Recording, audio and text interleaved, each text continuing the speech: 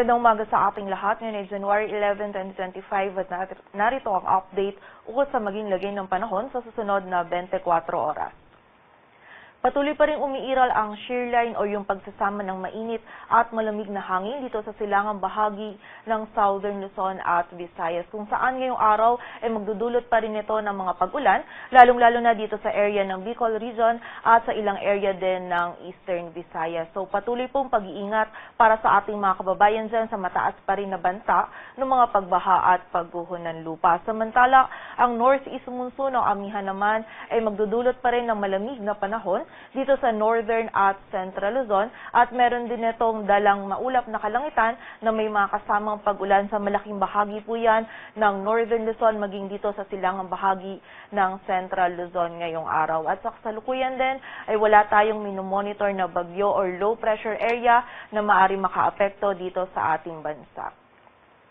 At para nga sa maging lagay ng panahon ngayong araw ng Sabado, maulap na kalangitan na may mga pag-ulan pa rin yung mararanasan dito sa bahagi ng Mimaropa, maging sa area din ng Bicol Region. At ito po mga pag-ulan nito ay moderate to heavy at kung minsan ay mga intense na mga pag-ulan, lalong-lalo na nga po yan dito sa area ng Bicol Region. So muli po, patuloy na pag-iingat para sa ating mga kababayan dyan sa mataas pa rin na banta ng mga pagbaha at pagguho ng lupa na maaari pong idulot ng mga pag-ulan dala ng shear line. Samantala, ang northeast monsoon o amihan naman ay patuloy pa rin magdadala ng malamig na panahon at ng maulap na kalangitan na may mga kasamang pag-ulan dito sa Cordillera Administrative Region, maging sa bahagi din ng Cagayan Valley, Aurora at sa area din ng Quezon. Samantala, dito po sa Metro Manila, maging sa nalalabing bahagi pa ng Luzon, ay magiging bahagyang maulap hanggang sa maulap yung ating kalangitan.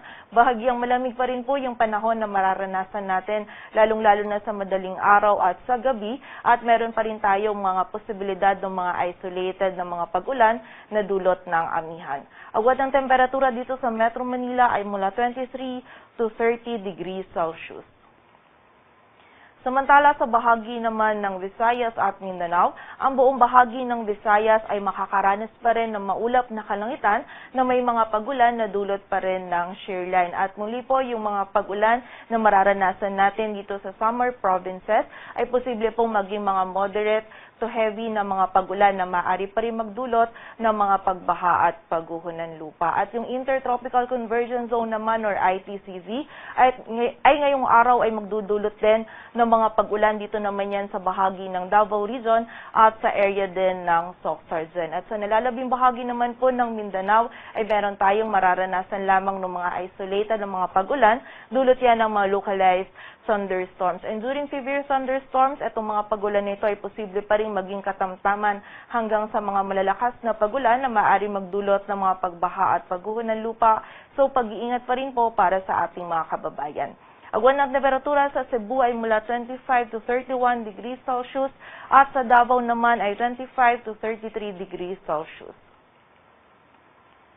At in the next 3 days, nakikita po natin na wala tayong bagyo o low pressure area na maaaring pumasok or mabuo sa loob ng ating area of responsibility. Ngunit yung ilang bahagi pa rin po ng ating bansa ay patuloy pa rin makakaranas ng mga pag-ulan na dulot ng shear line, kung saan meron pa rin tayong mga heavy to intense na mga pag-ulan na mararanasan ngayong araw dito sa bahagi ng Northern Samar, Albay, Sorsogon at sa area din ng Catanduanes. Samantala, moderate to heavy naman sa Masbate, Camarines Sur at sa area din ng Camarines Norte. Samantala, bukas naman po ay magpapatuloy pa rin yung mga heavy to intense naman ng mga pag-ulan sa Camarines Norte, Camarines Sur, maging sa area din ng Catanduanes at mga moderate to heavy naman ng mga pag-ulan sa Quezon, Albay, Sorsogon, Masbate at sa area pa rin ng Northern Samar, dulot pa rin po yan ng shear line. And by Monday naman ay meron pa rin po tayong mararanasan ng mga moderate to heavy pa rin na mga pag-ulan sa Quezon, Camarines Norte, Camarines Sur Albay, Sorsogon, Northern Samar at sa bahagi ng Catanduanes. So muli po, patuloy pa rin pag-iingat para sa ating mga kababayan sa banta pa rin ng mga pagbaha at pagguho ng lupa. And also makipag-ugnayan din po tayo sa ating mga LGU at maging alerto din po tayo lalong-lalo na doon sa mga areas na prone sa mga pagbaha at pagguho ng lupa, maging doon sa mga areas din na patuloy na nakakaranas ng mga pag-ulan simula pa ng mga nakaraang araw. At sa kasalukuyan dulot naman ng amihan, meron din tayong nakataas na gale warning sa mga dagat baybayin niya ng Batanes, Ilocos Norte, Ilocos Sur, La Union, sa western coast ng Pangasinan, sa Cagayan, kasama na dyan ng Babuyan Islands, sa Isabela, Aurora, sa northern at eastern coast ng Polillo Islands, maging sa bahagi din ng Calaguas Islands, at sa northern and eastern coast of Catanduanes, kung saan hindi po muna natin pinapayagang pumalaot yung mga kababayan natin mangisda, pati na rin yung may mga maliliit na sasakyang pandagat. Dito sa Metro Manila, ang araw ay sisikat mamayang 6:24 ng umaga at lulubog mamayang 5:44 ng hapon. Patuloy po tayo magantabay sa updates na ipapalabas ng Pag-asa at para sa mas kompletong impormasyon, bisitahin ang aming website pag-asa.dost.gov.ph. At yan po muna ang latest dito sa Weather Forecasting Center ng Pag-asa. Grace Castañeda, magandang umaga po.